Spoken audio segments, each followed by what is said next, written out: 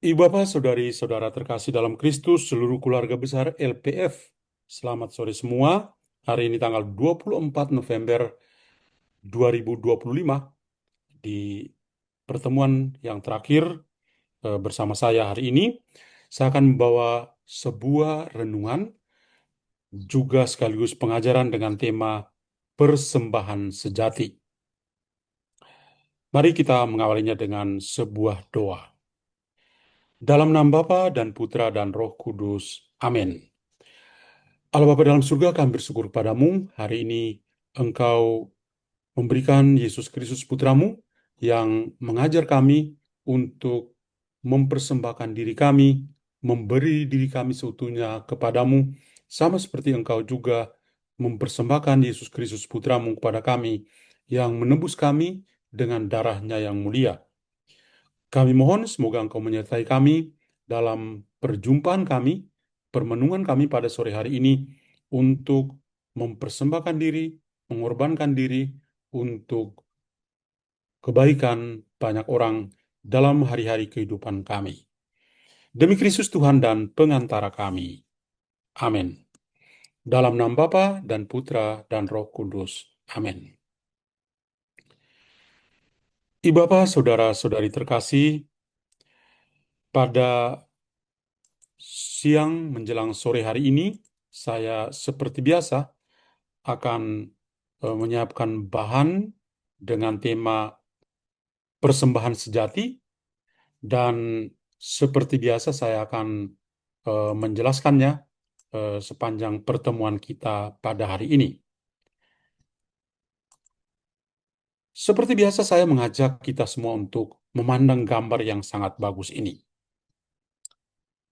Di sini ada orang, kebanyakan entah orang kaya, orang miskin, orang tua, anak kecil juga datang ke dalam bait Allah untuk memberikan persembahan mereka kepada Yahweh atau kepada Tuhan. Gambar ini memang sangat menarik. Di bait Allah itu selalu ada kotak-kotak atau tempat-tempat seperti digambarkan di sini. Dan setiap umat Yahudi yang masuk ke dalam bait Allah akan mempersembahkan persembahan yang mereka miliki untuk kepentingan bersama, terutama kepada orang-orang kecil yang akan mereka bantu. Maka gambar ini memang gambar yang sangat menarik untuk kita lihat, tidak hanya sebagai sebuah tontonan, tapi menjadi sekaligus kompas bagi kita pada sore hari ini. Baik, mari kita mulai dengan eh, pengajaran ini dengan memandang gambar yang kedua ini. Di gambar yang kedua ini, memang eh, tidak seperti yang gambar pertama yang tadi kita lihat, seorang janda miskin yang mempersembahkan eh, uang koinnya di bait suci, dan di belakangnya juga orang-orang kaya yang punya lebih banyak duit. Tetapi di sini ada eh, perjumpaan antara Yesus dengan seorang wanita yang berdosa. Poin kita yang penting adalah bahwa Tuhan Yesus itu selalu memiliki kesempatan untuk memandang manusia. Perhatikan tatapan antara Yesus dengan seorang wanita yang berdosa, dan bagaimana Yesus itu dengan begitu terbuka menyapa wanita tersebut, berbicara, berdialog. Sambil dia berbicara, orang-orang kebanyakan itu membiarkan saja. Lihat, ada orang di sini eh, berjalan terus, tapi Yesus bisa duduk dan punya waktu untuk memandang wanita ini dan berbicara. Maka Tuhan Yesus itu selalu punya kesempatan untuk melihat. Melihat itu seperti minggu yang lalu saya sampaikan bahwa dalam Injil Yohanes, dalam teologi kitab suci, khususnya Injil Yohanes, dikatakan melihat itu artinya mengasihi sampai tuntas.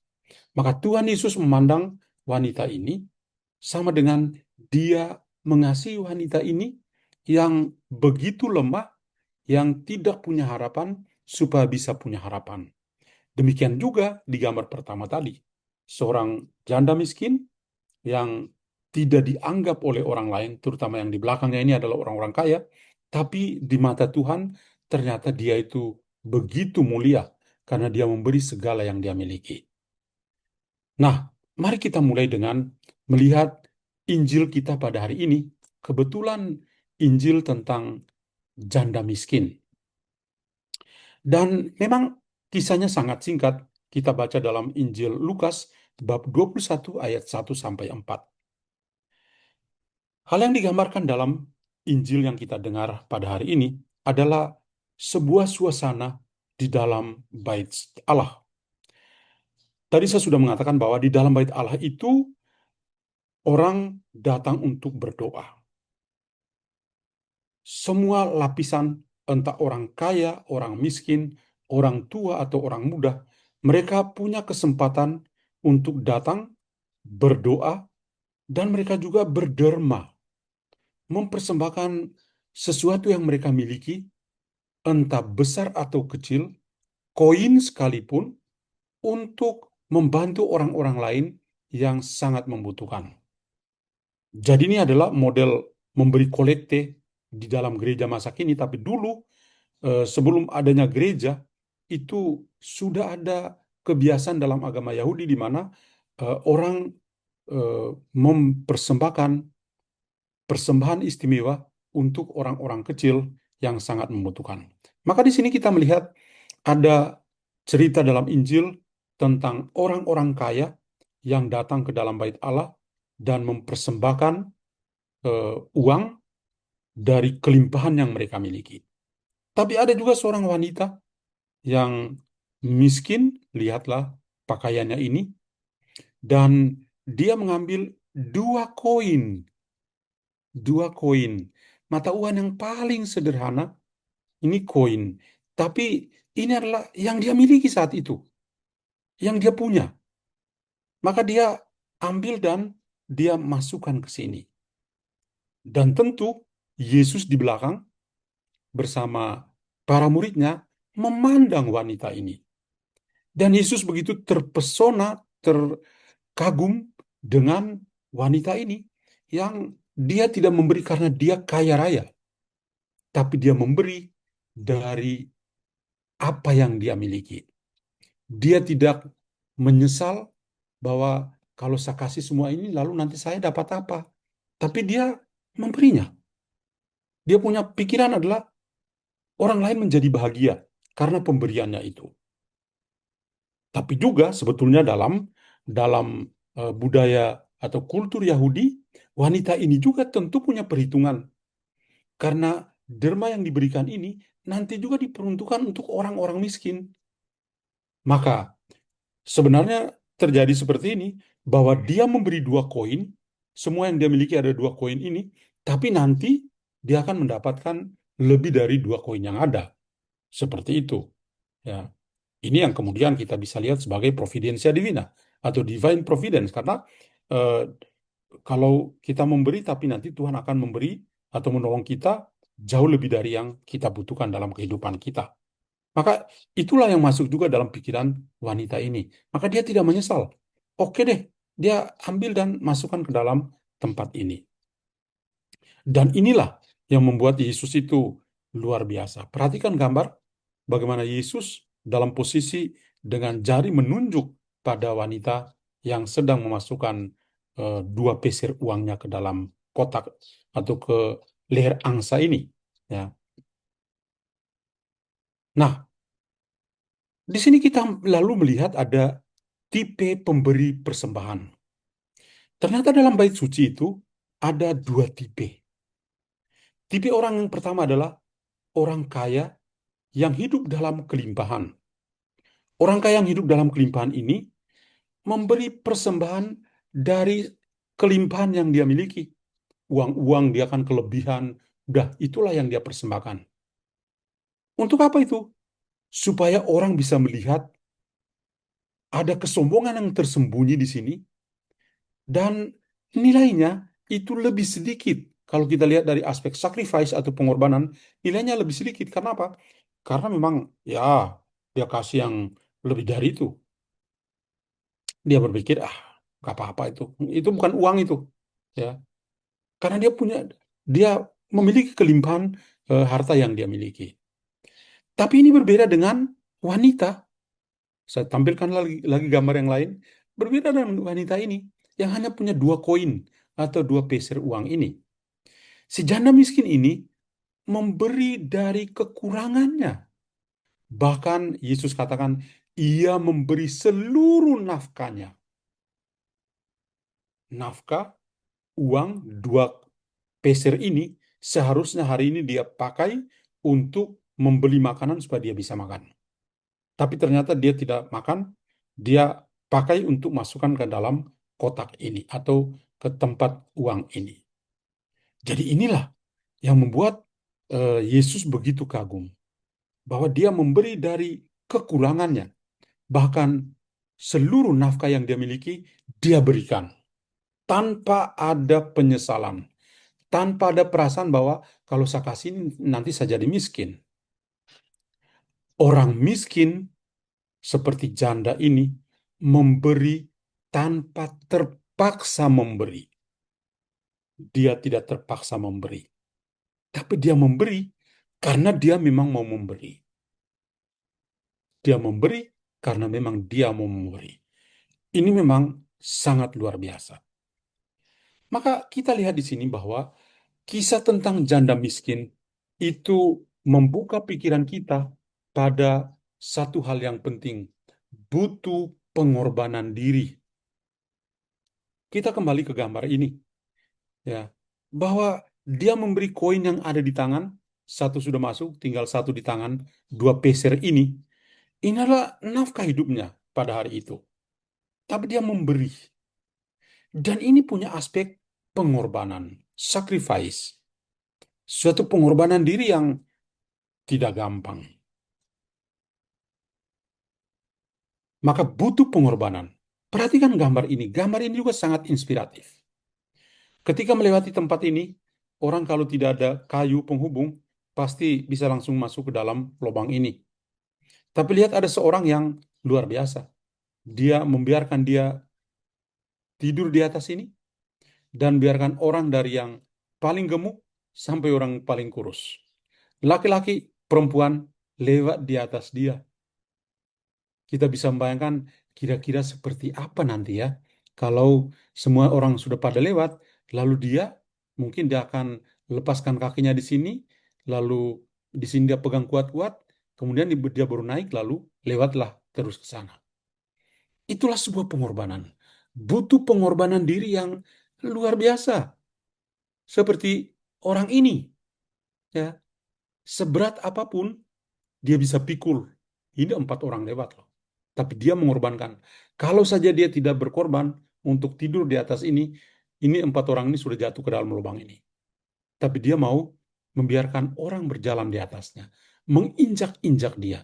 Bahkan bukan hanya kakinya yang diinjak, kepalanya ini juga pun diinjak. Tapi dia tidak mengeluh. Yang penting orang-orang di sini sampai di sana. Nah, ini adalah sebuah pengorbanan yang luar biasa. Pada hari ini juga kita belajar tidak hanya pada Injil yang luar biasa dengan contoh si janda miskin, tapi juga orang kudus yang kita kenang hari ini namanya Santo Andreas Dunglag dan kawan-kawannya. Ini adalah model orang kudus yang kita coba lihat bahwa ternyata dalam hidup orang kudus ini dan teman-temannya ada nilai persembahan sejati. Ada nilai sacrifice, pengorbanan diri yang begitu besar. Santo Andreas Dunglag itu menjadi seorang martir. Dia adalah orang Vietnam dan dia ini namanya disebut hari ini tanggal 24 November peringatan Santo Andreas atau Andrew Dunglag mewakili 117 martir dari Vietnam. Di antara mereka ada tercatat 97 warga Vietnam yang karena mau menjadi Katolik dan mereka semua menjadi martir. Kemudian ada 21 misionaris asing, 11 orang Spanyol, 10 orang dari Prancis, Dan 8 di antara 21 orang ini adalah uskup. Dan 50 adalah imam. Dan ada 59 orang awam. Mereka itu dibunuh selama periode yang boleh dikatakan periode penganiayaan dari tahun 1625 sampai 1886. Jadi periode yang cukup panjang, lebih dari 200 tahun itu ya gereja di Vietnam benar-benar dalam penderitaan. Tapi ada pengorbanan, ya, ada persembahan sejati dari Santo Andreas Dunglac untuk perkembangan gereja di Vietnam. Tertullianus, seorang bapak gereja, filsuf Katolik, mengatakan begini, darah para martir adalah benih yang subur bagi perkembangan gereja Katolik atau bagi pertumbuhan iman. Dan memang terbukti, darah para martir, Santo Andreas Dunglac, dan 117 martir yang lain benar-benar menjadi benih yang subur yang membuat Vietnam saat ini itu luar biasa. Saya beberapa kali pergi ke Vietnam, di sana kongregasi kami SDB juga cukup besar. Sekarang sudah menjadi 2 provinsi, bagian Hanoi dan juga Ho Chi Minh. Terakhir saya pergi ke Dalat, ya, ada pertemuan di sana dan dalam perjalanan memang menarik. Romo yang bersama dengan saya dia mengatakan, eh, Pastor, kami di sini misa jam 5 pagi itu untuk OMK. Misa jam 9 pagi itu untuk orang tua. Saya sampai terkaget-kaget. Hah? Mana ada OMK yang mau bangun misa jam 5 pagi? Tapi kan mereka negara sosialis. Jadi setelah misa mereka langsung pergi kerja. Maka wajar saja OMK misa duluan, setelah itu pergi kerja. Dan memang agak lain ya. Tapi benar-benar orang Vietnam di kongregasi kami itu banyak sekali misionaris dari Vietnam. Banyak SDB yang sudah bekerja di Afrika dan di benua lain, dan panggilan mereka begitu subur. Saya begitu terkagum-kagum melihat perkembangan para pastor, frater, bruder SDB yang ada di Vietnam, di Dalat, di Ho Chi Minh, dan beberapa tempat yang lain. Di Hanoi juga demikian.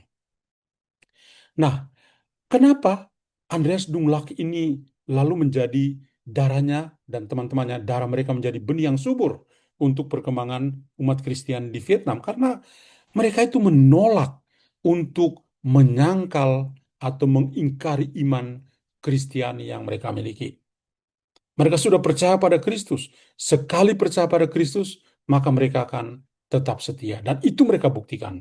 Bahkan nyawa sekalipun mereka serahkan untuk Tuhan. Prinsipnya adalah lebih baik mati daripada berbuat dosa. Inilah prinsip kemartiran yang luar biasa. Mereka mempertanggungjawabkan iman dengan mengorbankan diri. Pengorbanan diri, lagi-lagi disebutkan di sini, aspek sacrifice. Seperti Yesus mempersembahkan diri, demikian juga setiap orang yang mempersembahkan diri, mereka mengikuti teladan Kristus. Maka nilai-nilai penting di sini adalah ada pengorbanan diri atau kemartiran. Ini adalah sebuah kesaksian hidup dari Santo Andreas Dunglac dan teman-temannya. Kenapa? Karena mereka mengasihi Kristus. Yang kedua adalah mereka fokus pada kehidupan kekal yang alami. Mereka tidak menyesal. Mereka siap untuk menjadi martir, siap untuk dibunuh, karena jaminan bagi mereka adalah hidup abadi. Yang berikut, perjuangan dan kemenangan universal. Iya, perjuangan atau pengorbanan sacrifice yang mereka miliki, ini adalah kemenangan universal. Kenapa disebut universal? Karena ada orang Vietnam, ada orang Spanyol, ada orang Prancis dari daerah-daerah yang berbeda, tapi sebagai bagian dari tubuh Kristus, mereka siap untuk memberi diri secara total.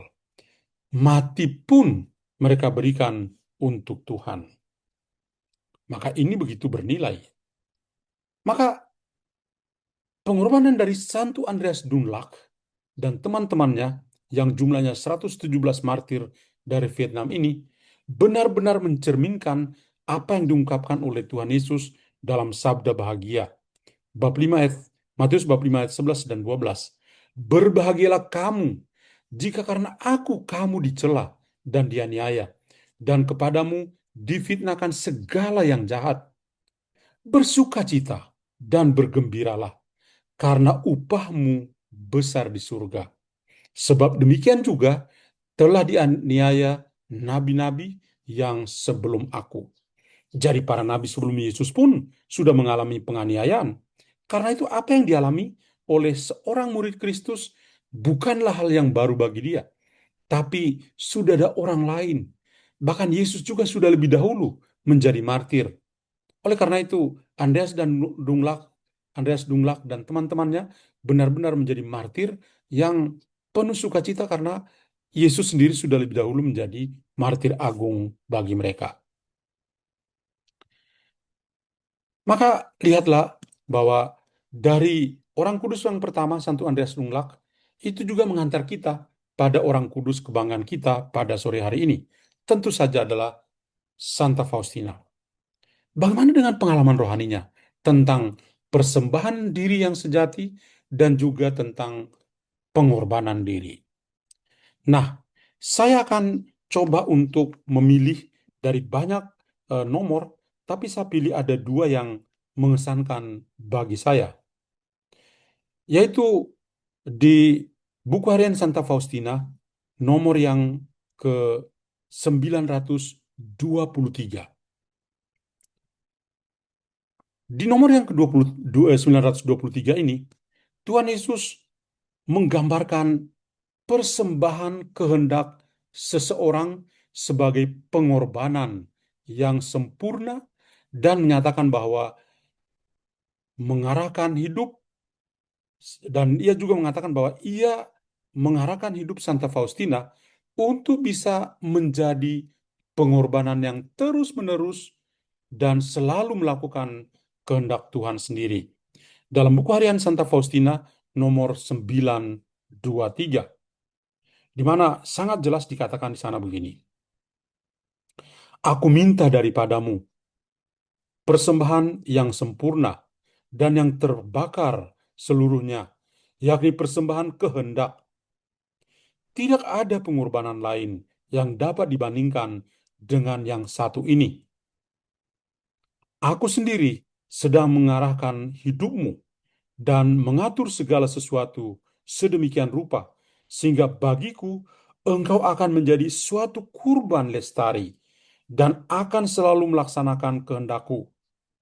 Dan untuk menggenapi kurban ini, engkau akan menyatukan dirimu sendiri dengan aku di atas salib. Aku tahu apa yang dapat engkau lakukan.